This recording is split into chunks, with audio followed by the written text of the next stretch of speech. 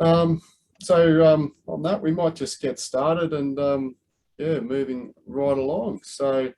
Um, as we start, Outdoors Queensland respectfully acknowledges the traditional owners of the lands and the waterways where we gather across the state.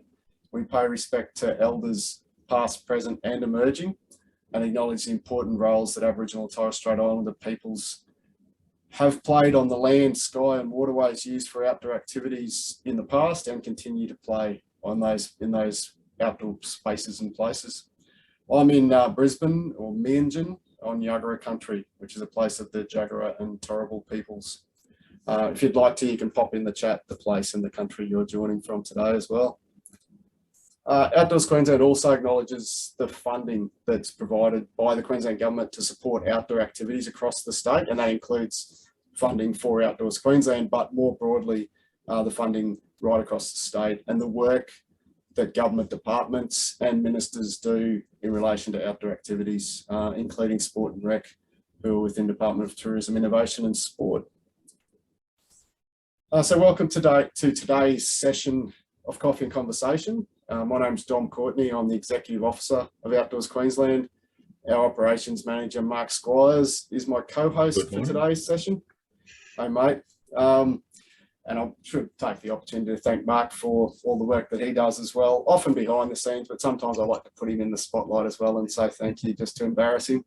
I'd like to welcome you all for joining us, whether you're a member of Outdoors Queensland, and if you're not a member, you're still welcome, and you're welcome to become a member. And yeah, please, you know, as I said, we've got a pretty small group today, so if you have any questions as we go along, please speak up. You can put your hand up, and or you can also use the chat.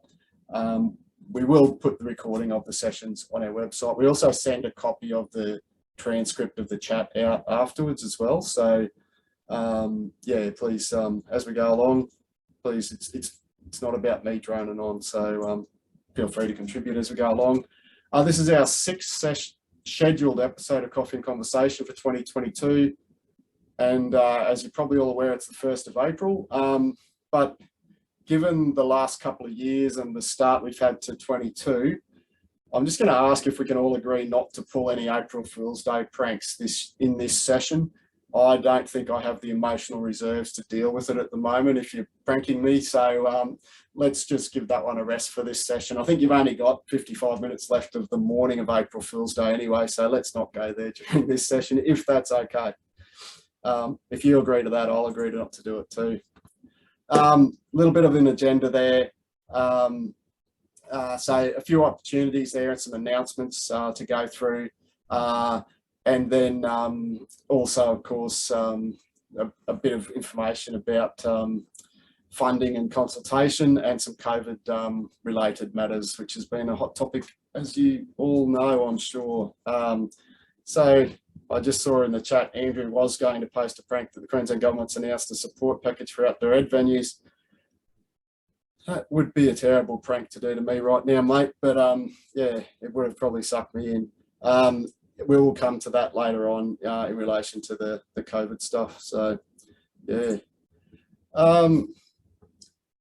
Just a quick announcement here. I just wanted to flag that the Mount Barney Lodge, who are an Outdoors Queensland member, they've actually announced that they've cancelled the Scenic Rim Adventure Festival, which was scheduled to be held from the 29th of April to the 2nd of May. They've cancelled it because a lot of the people involved in helping stage the event are actually involved in flood recovery right now. So they've made the decision to cancel their Adventure Festival for this year, which is a shame. Mount Barney Lodge itself wasn't affected by the floods, and they're still open 7 days a week. And they actually say on their website, including for bookings over the Labor Day weekend. So check out their website for opportunities there. But also, I just want to flag that the Escape in the Scenic Rim Festival, which is Scenic Rim Council's planning, is still happening. So it's a series of outdoor events held throughout May down in the beautiful Scenic Rim area. And the website says they'll have both soft and hard adventures. So it might be worth checking that out to see if there's something of interest to you. Gavin Dale from Bushwalking Queensland told us recently about some of the walks Bushwalking Queensland are working on as part of the Escape in the Scenic Rim. festival, and there's a heap of other activities during May in that festival. So I just wanted to flag that's still happening. So just a quick bit about the disaster recovery. We are Outdoors Queensland, but obviously this disaster is significant for Queensland and particularly southern Queensland and southeast Queensland. Andrew Sly, who's the Deputy Director General of the Department of Tourism, Innovation and Sport, but the head of Sport and Rec, he spoke during our AGM on the 16th of March, and he also provided us with the slides from his presentation. So these are the same slides I went through a couple of weeks ago. I just wanted to do a revisit of it, partly because of the funding, which has changed a little bit since then. So this slide is really, Sport and Rec's taking the lead role for Queensland's active industry as far as flood recovery, disaster recovery. That dedicated inbox, the sr.disaster, which is on the screen at DTIS, etc. That's there to report issues, whether it's your own club or an organisation or something you see that's a sport and rec related issue. You can report that through that inbox. They're also organising industry meetings and providing bulletins with information, so we'll keep sharing that out there as well. It's really, it's great to see them taking that role. They learn a lot from the disaster in Townsville in 2019, which was again related to a serious rain event, and they're certainly applying that to this situation. Probably won't go a lot into the cleanup stuff, but this is what the funding and grant support that's available right now is important. The funding options are cumulative. The $5,000, and I'll get it wrong, the SRDP, Sport and Recreation Disaster Recovery Program, that's available right now. But then there's the Q-Rider, which is Queensland Rural Industry Development Authority funding for small business and non-profit organisations. So that's up to 50,000. And then there's this other one, the up to 20 grand, that only opens today, I understand. So it's administered by Department of Tourism, Innovation and Sport and Queensland Reconstruction Authority. And I understand it's jointly funded by federal and the state government. So I believe it opens for applications today. But one of the important note is you need to have already applied for the general Q-Rider one, the one for 50 grand, to then, before you go and apply for the 20 grand one. So that's my understanding of it. It's worth checking the websites, but it's really about topping up. If you have a claim that's more than 50 grand, then go to the specific 20 grand from the DTIS and Queensland Reconstruction Authority funding. And they have flagged the government will possibly make additional disaster recovery funding available to assist further, and that's an important part of all this. So, but if you're eligible as a non-profit organisation, you could actually be eligible for all three of those current funding rounds. So that would be a total of 75,000. If others, it might be that as a small business, you might be eligible for the Q-Rider one for up to 50, and maybe the DTIS / Queensland Reconstruction Authority for the additional 20 grand on top of that. So it's definitely worth looking at this and how it all works. As we go along, any questions, please feel free to put your hand up, as I said before. So severe weather event, I just wanted to flag this. When places do reopen, and they are reopening, which is great to see, we just want to encourage people to take care when heading outdoors, particularly as conditions will have changed, and depending on the sites, like it probably is worth doing additional recce's to check it out before taking groups outdoors, but also just thinking about what those changes might be. And speaking to land managers and checking their websites and social media channels as well on that for that information.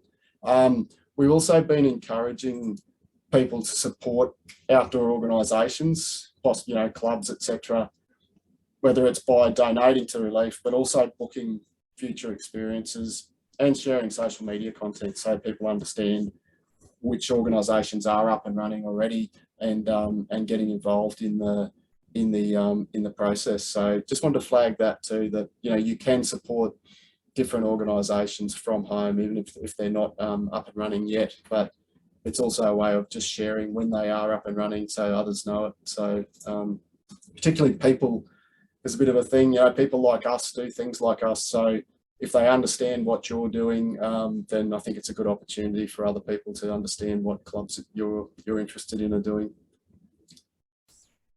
All right, consultation opportunities. The Currumbin Eco Parkland, we've spoken about that one a few times.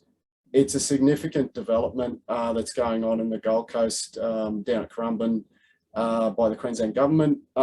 They've closed the survey. I'm hoping some of you might have contributed to this process already.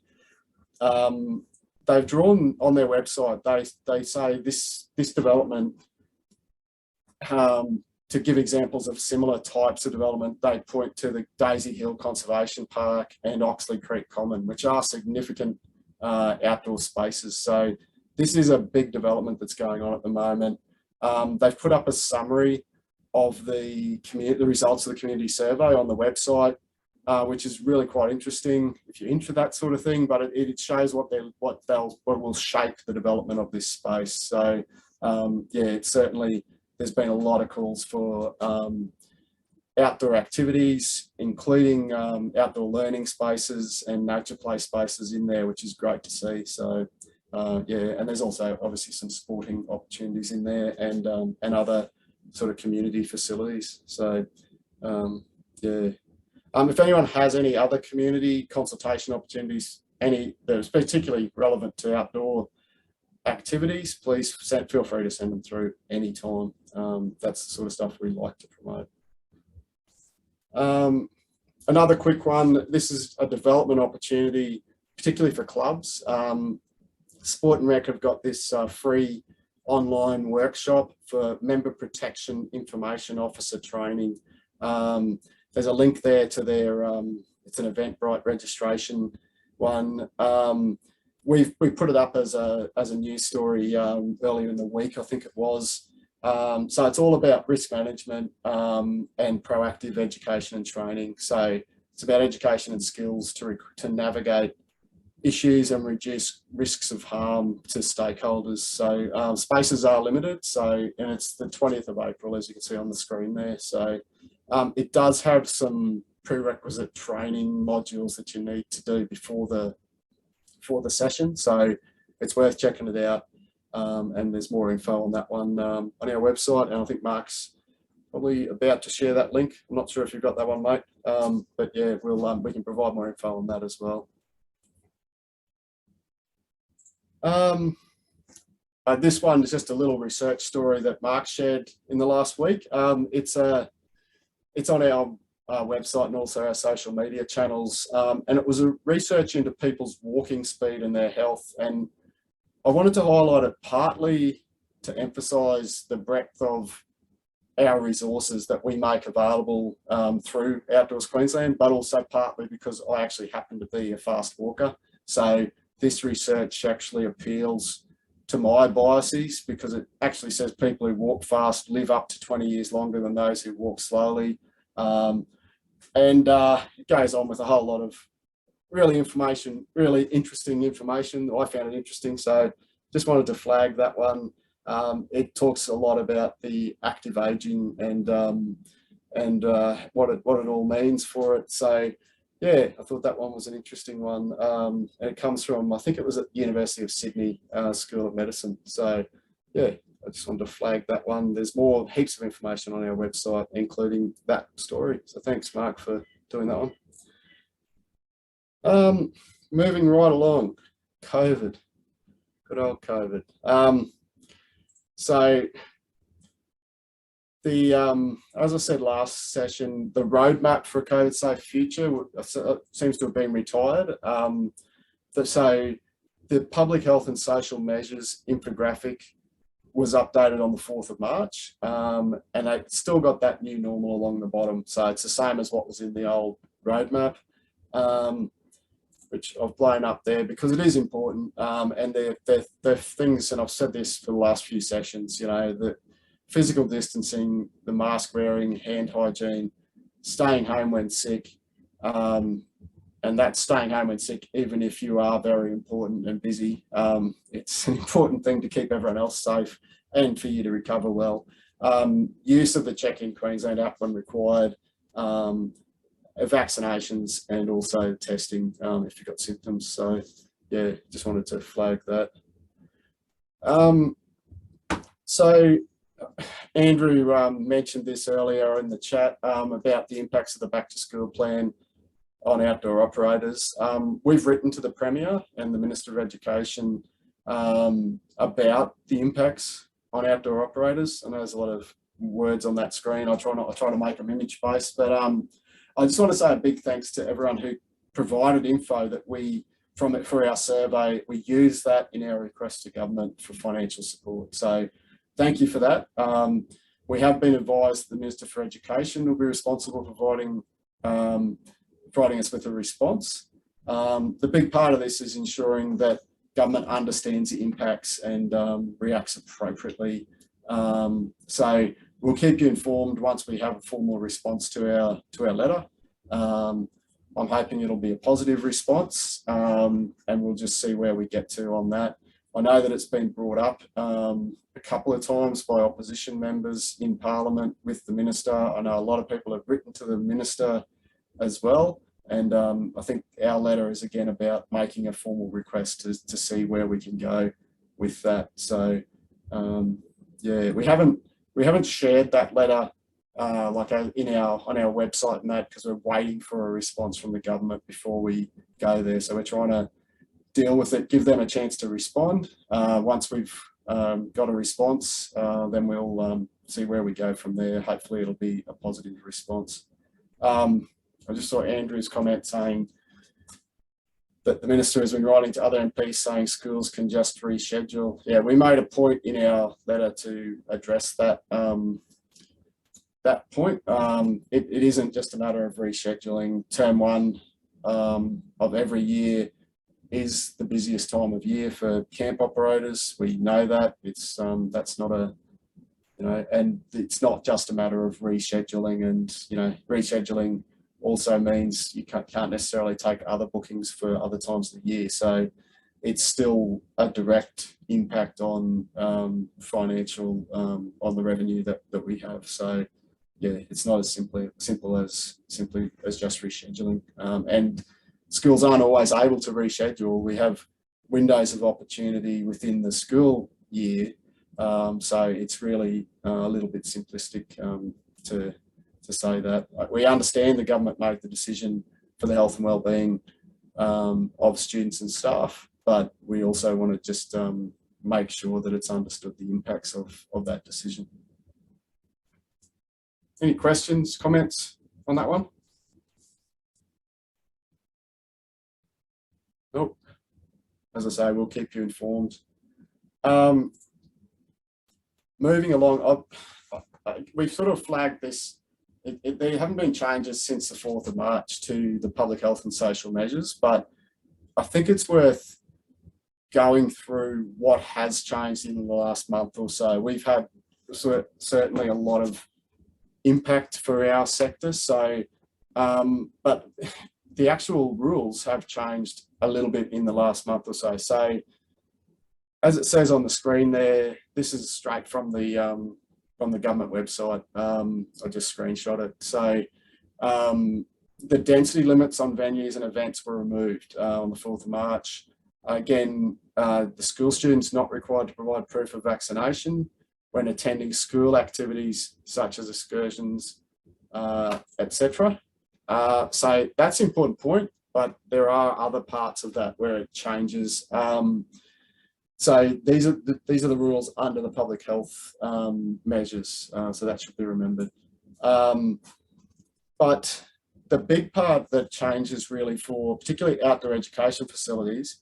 Previously, outdoor ed facilities were included in the Public Health Directive under the heading of short-term accommodation. So in the previous versions of the Public Health Direction, So number 4, which came into place on the 4th of March, that short-term accommodation was removed from the list of restricted businesses, activities and undertakings in the Schedule 1. So outdoor education operators are no longer considered restricted businesses.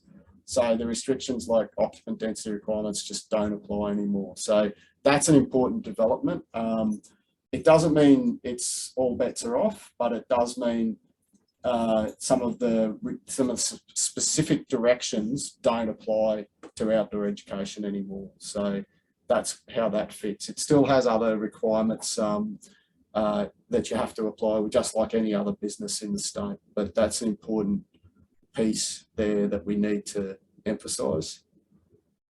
Other rules, the vaccination for workers in high-risk settings, that's still in place. The direction, it's vaccination requirements for workers in a high-risk setting, direction number 2. So that imposes those vaccination requirements.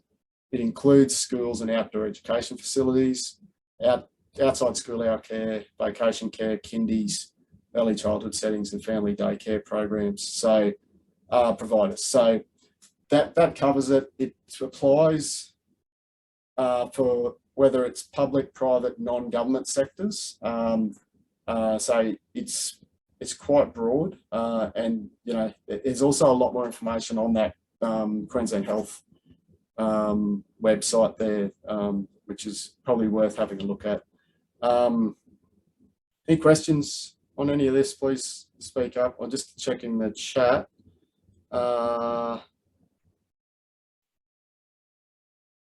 David said NAPLAN for year 9/23 has been released, will impact bookings in March. Yeah, so that's going to impact term 1, which is going to cause people to change dates again, as you said there, Dave. So yeah, it's just another issue, and it's not just grade 9. It's the other. I think they're all still in that one block. So I'm sorry, just scrolling down. Andrew's just said that impacts grade 3, 5, 7, 9. So.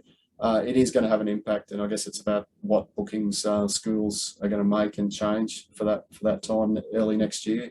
Did you want to comment more on that, Dave or Andrew? Thanks, Dom. Just the fact that we went into a bit of a panic. We just run the year 9 program last week, and then NAPLAN dates get released, and we have a program venue with 3 venues, so we had to move all 3 venues for 1 year level, and we managed to get it done very quickly. But some other schools may not be quite as on it as we were, and will be panicking. And for the government to say that impacts of COVID and camp cancellations can be moved to another date, it doesn't make any sense when you've got really busy schedules in schools anyway, plus and NAPLAN moves as well. So. Yeah, and that also shows, mate, like the fact that it's, oh no, this is a change from March 23, but you need to sort it today. It's not something you can wait until February 23 to sort out to get a booking. So that also indicates the difficulty of just changing around a schedule as well, which highlights that issue. So in fairness, that was a national decision, so it's not just a Queensland one. But particularly grade 7, I think, grade 7s really like to do their camps in term 1, so it just takes another week out. We sort of jumped on it as soon as we saw it and talked to any schools that were in that 3, 5, 7, 9 bracket and shifted things around and that sort of thing. But yeah, you got to be aware of it, but it's probably not as disruptive as things like shifting the ACCA holiday around at the drop of a hat. That one's far worse, to be honest. So, at least we've got 12 months warning. So yeah, that's exactly right. The advance warning is a valuable thing, as you'd all appreciate. I just wanted to flag also the Education Queensland rules. I've just put a link there, and I think Mark's just shared it, the school operations page of the Education Department website. So that includes their rules for state schools, so attending camps, going on excursions, etc. And everything else. But one of the things that's in there at the moment is a suggestion that schools can consider providing students and staff with RATs to conduct testing at home before they attend camp to reduce the risk of becoming ill while at camp. And, you know, obviously we support that suggestion. It's only a suggestion from the department. There's no compulsory testing of kids or staff, but it is there as a suggestion on their website, and it says that the school can provide the tests to the staff and students, and that's a pretty positive move.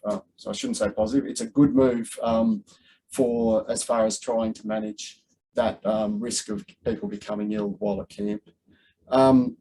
They've also got some information about dealing with close contacts of a confirmed case while at camp. So, and it talks about what is a confirmed case, and it talks about sharing in closed bedrooms, sleeping in adjacent beds on either side of a confirmed case in a dorm. And it also talks about people who slept in a cubicle or adjacent cubicle in a partitioned dorm would be considered close contacts. And it also means if someone shared a tent with a confirmed case, they'd be a close contact. So the Education Queensland info says for state schools that close contacts must leave camp and quarantine at home as per the Queensland Health directions.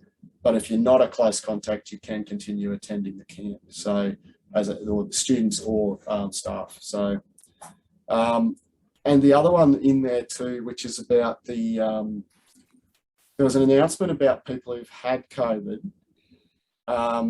If you've had it and you develop symptoms in the following 12 weeks after you completed your isolation, you don't even need to get tested for COVID, and you're not considered a close contact even if someone in your household develops COVID. So it's actually something that's worth knowing whether participants at your camp have had COVID or finished isolation in the previous 12 weeks, because the rules are actually different to them when it comes to whether they're considered close contacts. So it is actually a consideration on that one. Has anyone had any experience with that rule change? I think it only came in the last couple of weeks, but it just wanted to flag that one. It's actually if you've had COVID in the last 12 weeks or come out of isolation, then you're not considered a close contact. So you actually wouldn't have to go home if you had shared a bedroom with someone or a dorm with someone who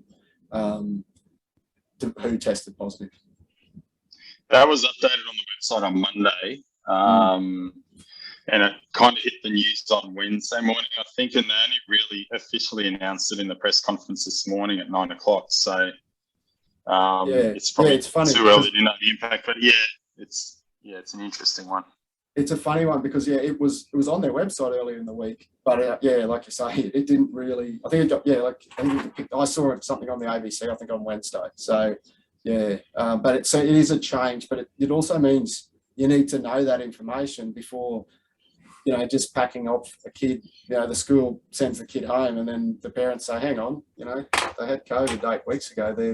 They're right." So it's just another thing to bear in mind and maybe bring to the attention of your clients. It's more a client's, the school to manage rather than the outdoor ed centre, but I think they'll possibly be looking to outdoor ed operators to know the rules around what applies to outdoor ed and environmental ed centres. And then the other dot point I had there, so if there's any other questions about this or comments, please speak up.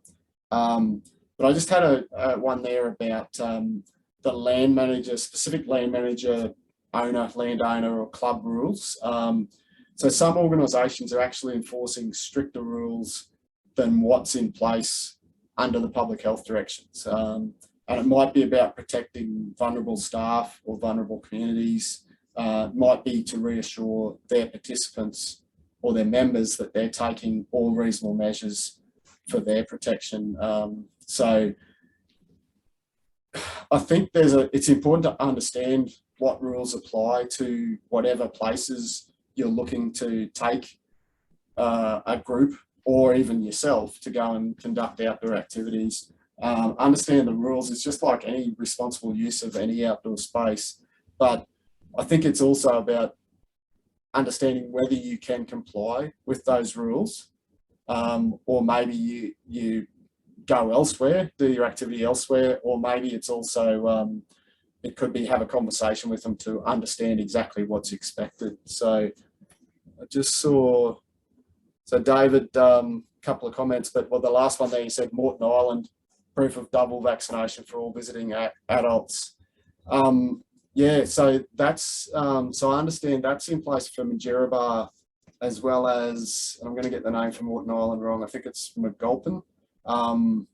But yeah, so that's partly as because it's under joint management with the Quandamooka Yulan Aboriginal Corporation, and that's partly about protecting the vulnerable communities from like on Minjerribah, and so I've actually been camping personally at Minjerribah, North Stradbroke Island, and everyone there, if you're over 16, you have to have proof of double vaccination. And this one, I understand this one could actually cause some issues for school camps as well. If you're using kayaks, campgrounds, and they manage the camping on their islands, because it is under joint management with parks. So that's could actually affect groups of older students, even though the education department has said that kids don't need vaccination. If you're going to a site like that, which has got an additional requirement, then you need to consider that and how to manage it. So it's interesting, Dom. I sent year 8s out there last week, and we had that requirement through our outside provider, Trailblazers, to do that. But there's no easy link. There's no portal to go onto. It's just it's effectively, it seems like a paper chase that probably doesn't get audited or followed up on. But I appreciate why it's there, but it seems like it's separate from government policy, or at least separate from current health regulations to have that requirement. As a school, it wouldn't matter, because to be employed here, you have to actually be double vaxxed anyway. So, but it would affect it if you took a group of grade 12 kids. Yes, and it gets into murky legal waters there, because the school wouldn't want, in my case, the school wouldn't want to disclose students' personal medical histories, because that's the way they've always approached that type of stuff. So, but if they are 17 or 18, is it over 16 or is it 18? 16 is my understanding of it. Yeah. So so that's the bit where I think it's going to get challenging, and it might be, either see if you can somehow get each student to provide that information. It sort of depends on the size of your group as well. I'd imagine if it's a group of, a small group, it might be manageable, but if it's a large group, it might not be manageable, and it might be a matter of, do we go somewhere else, which is also potentially means that those students could miss out on a really valuable experience at that site, which is a learning experience about the, the values, the various values of that island. So I think that's part of the consideration as well. And maybe that's part of the conversation with the land managers about, well, we want to comply, but here's our challenges, but here's the benefits, and here's the risks if we can't come. So, I think it's about having those conversations, and it might not be an easy fix, but maybe we need to have some of those conversations as well. I just saw, Dave, you had another comment there about, is there any desire or value to track outbreaks of COVID at camps and outdoor centres as a metric to show government if or when next lockout occurs with further variants? I'm not sure at the moment. I have heard of some, and there's been reports in the media, some of which were not accurate at all about COVID at camps. I've heard of others where there has been kids sent home from camp, or kids returning to school and developing COVID afterwards, but it may or may not have been contracted at camp. So yeah, there seems to be a bit of rumour out there about this, but I don't know of any hard evidence. I know that I guess it's COVID seems to be going through schools quite a lot. Whether that's the that's a perception anyway. I don't know if there's even any numbers available on that one. It's an accurate perception, Dom, and I know from direct experience at my location and other schools, large numbers are going and are being COVIDly affected at the moment. But the government's not either seeking that information or it's not disclosing it for obvious political and social reasons, I guess. But Western Australia is still in lockout effectively from camps. I believe, according to the last media report I saw, because of government policy that says camps are an unsafe location. So potentially collecting that data in this term and correlating that to public health, if we have another variant, might be worth looking at in a longer term perspective. If it doesn't happen now, it might happen next year. And if we lose another term of outdoor ed, can the sector survive? Yeah, that's a very good question, mate. And it can't. And the Western Australian government is paying out 100% of contracts. So, yeah, if in Western Australia, the operators are actually having their contracts covered, and it's on a sliding scale, but it's very different to what we've endured here in term one. So, yeah, that's right. I was going to say that the government has actually acknowledged it over there and is providing support directly to the operators based on the value of the contracts that they've lost. So that's one thing. It doesn't actually compensate the kids for the learning opportunities that they've lost, or the social connections and the health and wellbeing opportunities that they get from camps, but it does something for the operators. But yeah, I guess it's a big question is whether people even have that information to share it, as far as if we can put something together. I don't know. I certainly, I don't know whether, we could do some sort of survey and try to get that information, or people could let us know, but I don't know what we'll be, how successful we'd be in that, mate, but it's certainly... I would suggest that if you're going to do that, the survey would be anonymous, so schools can disclose numbers and what they suspect might be causes of a minor outbreak, or how many close contacts were affected and how many were evacuated, but they wouldn't want to be identified because that was obviously negative press, and schools are very sensitive to that, I guess, in terms of the current situation. Yeah, absolutely. Yeah. I think it's a very tricky one though, because like I had a conversation with the principal yesterday who said, pre-COVID, they would generally have between 5 to 7, sometimes up to 9% of kids absent through sickness on any given day. That is the normal. And now obviously there's so much focus on COVID. But there's also the combination of, like, the absence has not just been driven by illness, it's also been driven by the close contacts rule. So, I think, talking to most of the schools right at the moment with the current wave, it's not unusual for them to be 15, 20, even more % away. And that's regardless of whether they've been on camp or not. So the reality is, when there's that amount of load in the school, it's inevitable they're coming on camp. But my concern is that people are making assumptions that camp is causing these problems. I'm not convinced that we're any different to, it would have been much different than if they turn up to school, except that the close contact rules is wrapping more people up in terms of, if one kid does test positive in a cabin, then you've got several others that are impacted, which is a dynamic the schools don't have to deal with. But I'm a bit loath to suggest that we're somehow spreading it more than anyone else in society. I think the part of that challenge is the fact that you can spend, like, a kid can spend 8 hours in the same classroom with 20 other kids. And if one of those kids gets COVID, none of them are close contacts, even though they've been in the same classroom. But they can spend 8 hours in a bedroom with another kid, and if one of those kids gets COVID, they are a close contact. So it's a little bit weird, and that's just the rules about that household-like contact. So that's just the way it is. And I'm not criticising that, but I'm just saying that's one of the reasons there seems to be more focus on school camps, because household-like contacts is causing those close contacts to have to be, or to come into play. So, it certainly is challenging, but I just wanted to go to the chat there. Brian had a question about how operators planning for COVID cases in an expedition setting. Do you want to talk to this, Brian? I'm happy to read it out. As you understand it, the others in the tent are close contacts, but how do you get them out without staff or teachers becoming close contacts while transporting them? And particularly if you're in a remote area, I guess that's the question, Brian.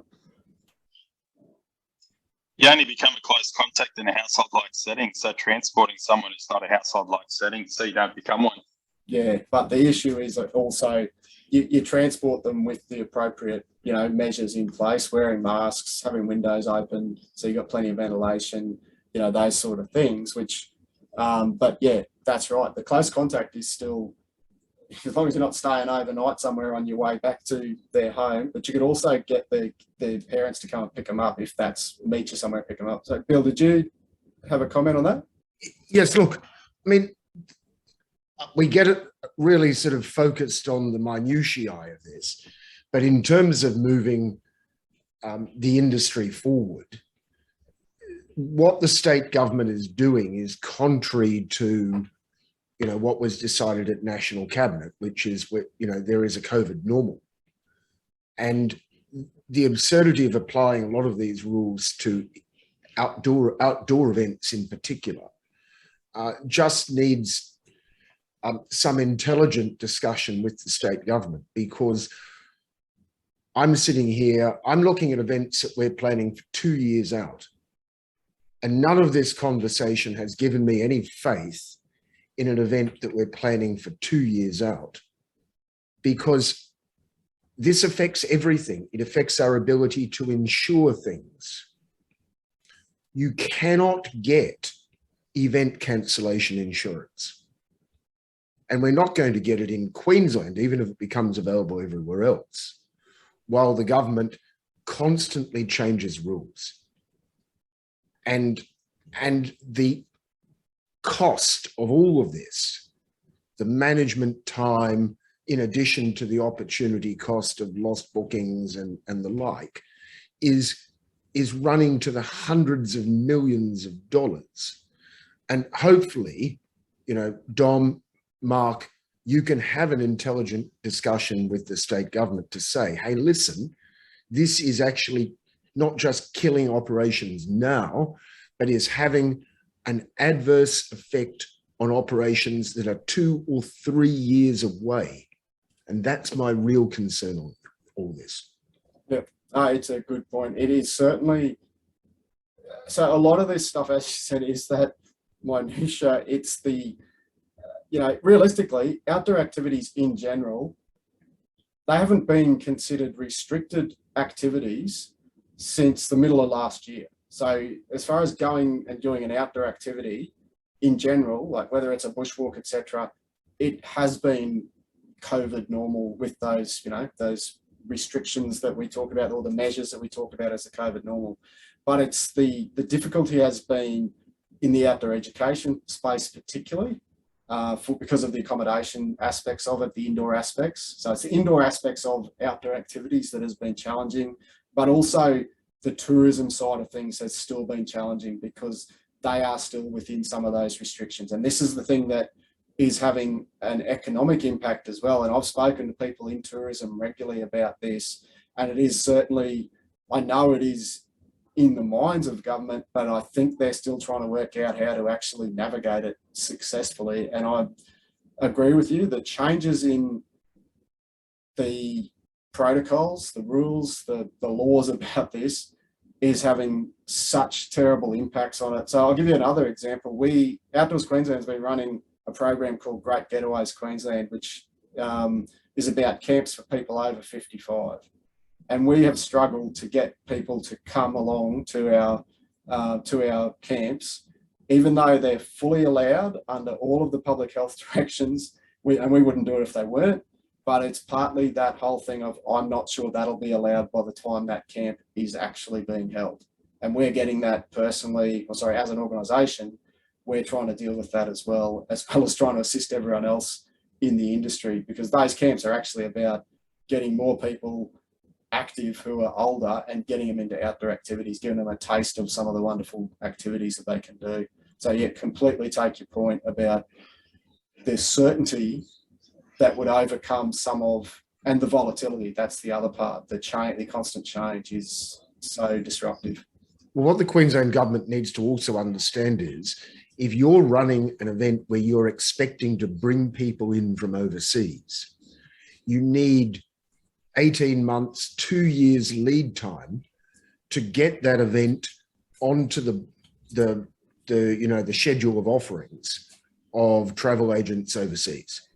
So even if right now it was good to go and there was no uncertainty, we would not see the benefits of that for 18 months to 2 years in terms of events that need to get on, a schedule of offerings for travel agents overseas. Anyway, that's all I'll say because I've got to go to another meeting. Thank you very much. Okay, thanks, Bill. And you're right, the lag time is absolutely terrible. But yeah, thank you, and thanks for joining us today.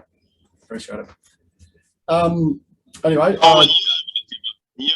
ballpark from that survey. I mean, are you able to give a rough estimate of the amount of income that the sector's lost through term one? And because, like yesterday, the news breaks that they've spent $27 million on vacant hotel rooms for quarantine since the start of February.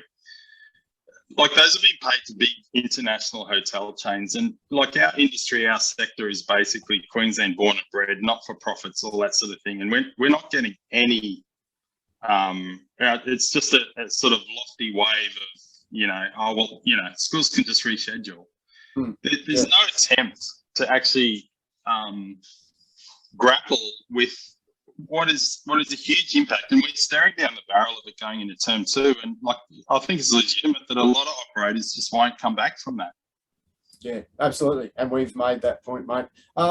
Yeah, the headline figure in that letter, and as I said, I haven't released this, so I know this recording will go on the website, but I'll tell you right now. Once, what we did was we got the figures from various operators.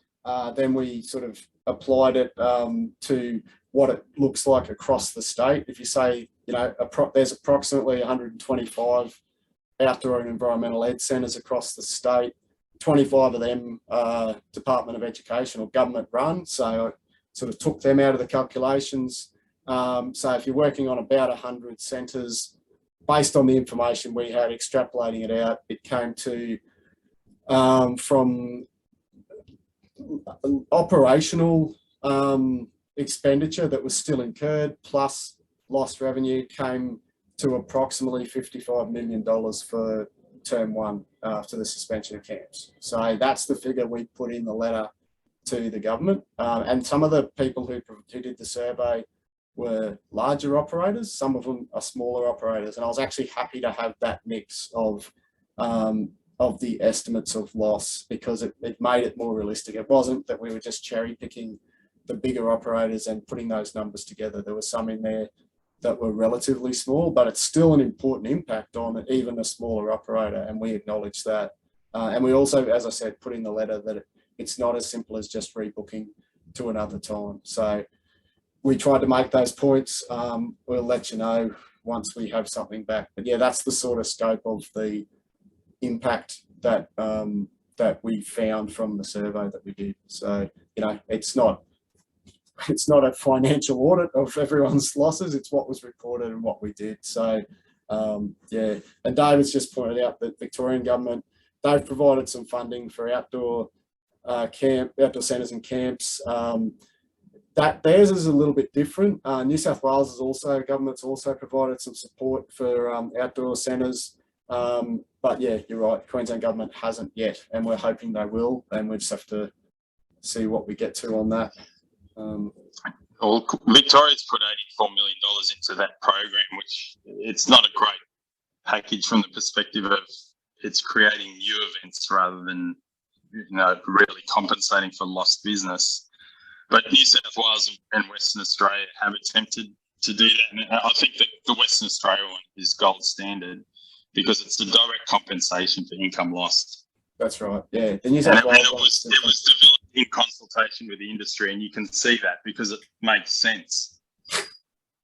Yes, there's something to be said for consultation with the industry. I would concur on that, mate, of course. Moving right along, a few reminders. Inside the Outhouse, Dave, did you want to give an update on Yes, Dom. Yeah, thanks very much. Next Monday at 4:13, p.m.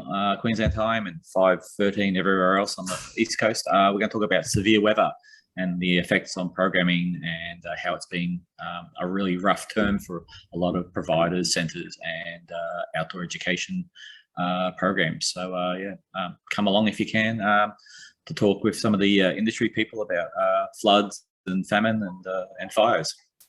Thanks, Dave. It's a very topical one, mate. Thank you.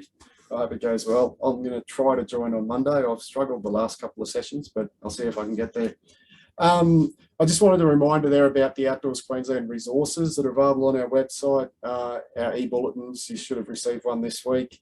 And also the social media channels. Feel free to follow our social media if you don't already. Also, I just wanted to flag, we have a member referral scheme. So if you're an existing member and you refer a new member and they advise us of the referral, then you as existing member who referred them, you get allocated a credit of 10% of the value of the first year of their membership fee. So you can actually reduce your membership fee for next year by referring new members this year. So I just wanted to flag that.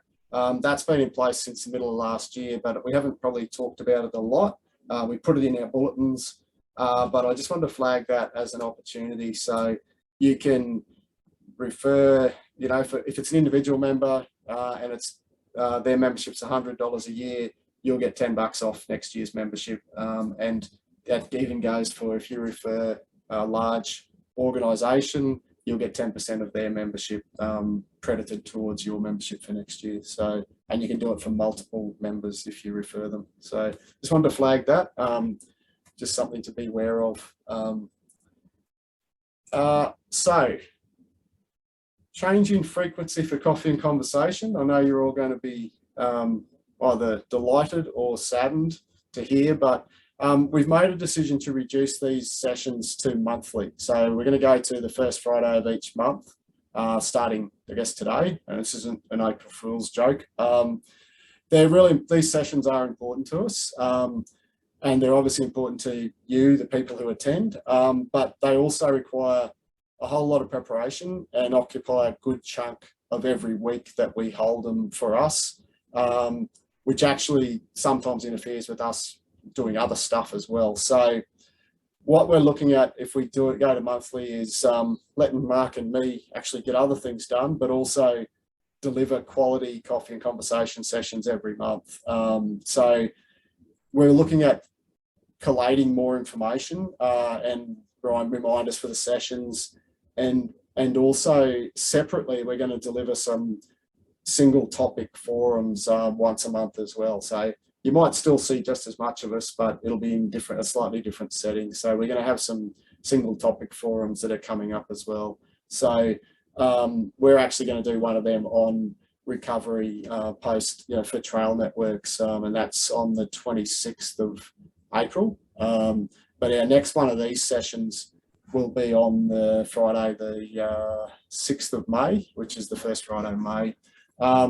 And we can revert to Friday if needed, or have extra special issues sessions of these if there's an emerging issue that we need to do, and we'll get the information out to everyone. So just wanted to flag that we are making that change to monthly. So don't join us in a fortnight's time unless we have to do an extra one for some unknown reason at the moment. That pretty much brings us to the end. I'll just check the comments. Dave shared the Inside the Outhouse. Thank you, mate. And a tear. I thought it might be a laughter, mate, that you don't have to put up with me jibber-jabbering every fortnight now. But yeah, a big thanks for coming. Thanks for everyone who's contributed. And again, thanks to Mark for co-hosting and all the work that he does. As I said, the first Friday in May, the 6th of May, that'll be our next session. So we look forward to seeing you then. Unless anyone has any other things, we get a slightly early finish today, a few minutes to 12.